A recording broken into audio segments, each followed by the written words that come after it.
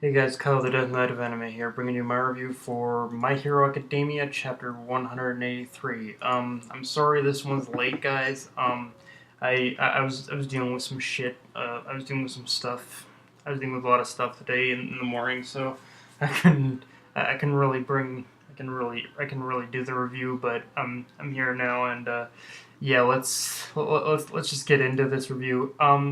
And actually, I want to start this review off by once again addressing something about last week's review that I never thought about until I was actually done recording the video, which is which of course addresses the whole thing of the unfinished pages in the last chapter, and I never thought about it. Like I said, I never thought about it until I was actually done recording the last week's review, which is the possibility that My Hero Academia's success has actually gotten the better of Horikoshi. Because if you think about it, the man had so many series that were canceled before My Hero that he never really got to experience exactly what it was like to be a mangaka. He never even really got the chance to adjust to the proper schedule of a mangaka. And My Hero, in a way, Horikoshi saw My Hero as his last shot. But now that he does have a successful work, I think he might be having some real problems adjusting to the workload of being a mangaka. And I'm not trying to criticize the guy. I still think he has mad talent in terms of the whole premise and the whole idea of My Hero Academia in general. Like everything Horikoshi has done has been amazing, but and these are just assumptions. These are just really assumptions I've made based on what I've seen. But but honestly, like there have been this like last week's chapter was definitely not the first time that something like this has happened. So I'm wondering if there.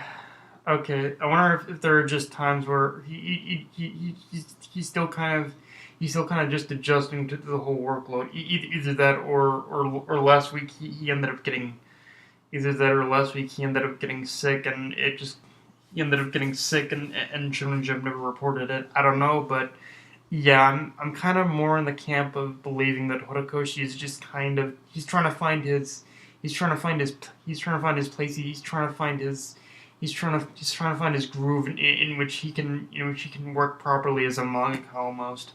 But yeah, I just thought I'd get that out there. Now, onto the chapter itself, and I gotta say, Hound Dog reprimanding Izuku was an interesting moment, because on one hand, he's right. Izuku might have avoided having such a close call if he just called on someone for help. However, on the other hand, it's at the same time on the other end of the spectrum in terms of Izuku's perspective, it's quite understandable why he didn't ask for help, because if you think about it, the more heroes on the scene, if you think about it, if there were more heroes on the scene, and more heroes on the scene, and actually there to combat both Gentle and La Brava, that would have caused a larger commotion, and the probability of the cultural festival being closed down would have been much higher. So it's one of those things where where technically both sides of the argument are correct, and they're both extreme cases, but the important thing in between is finding that compromise. In fact, if in fact going off a previous chapter I reviewed, the solution here would have been really quite simple. I'm not saying it would have been like a perfect solution. I'm sure Liberava and Gentle would have still ended up putting up a fight, but the solution here is quite obvious and very easy to figure out. Aizawa and Togata. Now, excluding Togata because of the lack of a quirk for him, both him and Aizawa were the closest to Izuku's location at that time, and the latter's ability to the letter's ability to temporarily erase quirks would have been the most helpful in stopping Gentle and La Brava, while making it easier to keep the whole incident itself under the radar. Like I'm not saying, I'm like I said, I know La Brava and Gentle are still very powerful, are still very powerful, are still very powerful, are still very powerful villains, or just or very powerful, have very powerful quirks and whatnot. But it's there was definitely a moment. There was definitely a moment in a previous chapter for sure. I remember it, where where Togata and Aizawa were in a car and were basically right next to the action. Izuku could have very easily called out to them and asked for help, but he didn't. He could have tried to signal them, but so yeah, that in itself was basically Izuku's fault. He was basically where Izuku definitely went wrong. He could have very easily looked to the left and seen Aizawa and Togata and said, and could have like contacted them or done something that said, I need help. So yeah, I definitely feel it is one of those things where there is definitely a split in the argument for sure, and while I do agree with Izuku of involving little people as possible in the event, he could have involving Aizawa. I think could have very easily, since Aizawa is someone he trusts, Aizawa could have very much helped him deal with La Brava and Gentle, and kept the whole thing under the radar as much as possible. So yeah, there was definitely a missed opportunity for sure on Izuku's part, but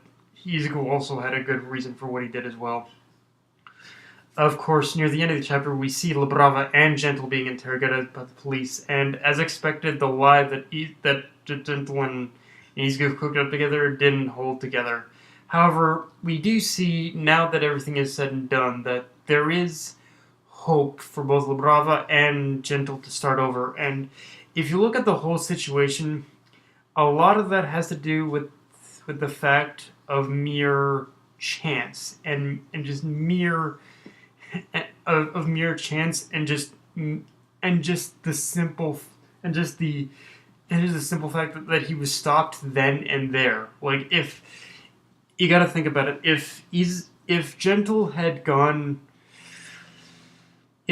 actually gone through with his plan and hadn't been prevented from attacking Yue by Izuku, and he had succeeded in doing everything he was going to do, there would have been no going back for him and La Brava. Like, the moment that Gentle would have stepped foot into Yue and done what he was planning to do, his chances of getting out of this scot-free down the drain. But the fact that he was prevented from pretty much even attacking Yue, there is pretty much now this window of opportunity in which the two of them can be in which the two of them can pretty much actually go out and actually restart their lives again. So, but whether or not that's going, but it'll be interesting to see as to whether or not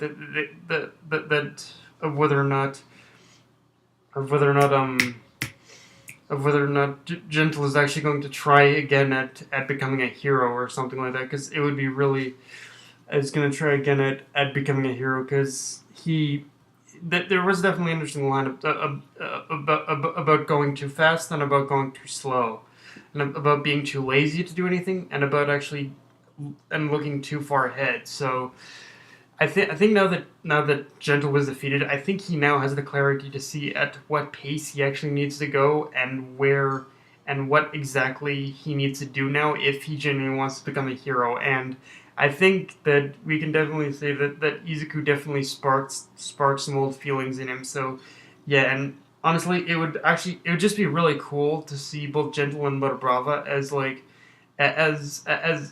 pretty much allies to Izuku at this point after this point in the whole end game of the story. Like, I can really see Gentle and La Brava being like end game like allies for Izuku at when Izuku finally confronts when Izuku's inevitable final battle with Shig Sheikh Araki comes and it finally comes to, yeah, I can see that both of them at the final battle and whatnot. So yeah. Um, Now, one thing I found really interesting about this chapter was the reactions to Class 1A's concert, because on the surface of it all, everyone loved it and had a great time. But on the flip side, if you pay attention to the dialogue of the students, you can tell Class 1A did exactly what Bakugo said to do. They set a standard and they lit a fire under everyone. Now, and and they lit a fire under everyone. And throughout the rest of the festival, we definitely see how energized and how energized every one of the other students were, and how they were ready to respond to Class 1A's challenge. And in fact, it was that very, if you think about it, it was that very mindset that actually allowed it was Najiri the confidence she finally needed to best her old rival. Because if you think about Najiri and how she kind of seemed just a little insecure about even trying to beat her old rival at the festival again, like, because she's pretty much always never managed to do that, but now she did, and she succeeded in part because of Class 1A's concert and whatnot. Like, it energized her to do everything she can to win, and I love that. So yeah, it's really a weird thing where the concert actually helped give the other classes confidence, and it's I think it's a bit of a far cry from what Bakugo wanted. He actually, I think I understand what Bakugo was probably actually wanting to do, but I almost wonder if part of him actually wanted to kind of say, "Fuck you guys." Wanted to say, "Fuck you guys." This little concert is to drain your spirit. So you can't beat us or whatnot. So yeah, but yeah, it is nice how it actually gave the other classes confidence for sure. And if you notice in this chapter, there's actually continuous focus on Eri, which does continue to show that not just Class 1A, but everyone at UA, whether they were aware of it or not, actually all contributed to saving her. I mean, the concert was what helped drag the darkness out of Eri, but things still could have very easily went south beyond that point, but it didn't. Instead, the festival kept Eri happy all the way through, and and she never lost her smile even once. So yeah, but yeah, guys, that's all I have for this review. If you enjoyed the video, like, comment, subscribe, follow me on Twitter and Facebook. Death Knight of MMA, signing off. Later, guys.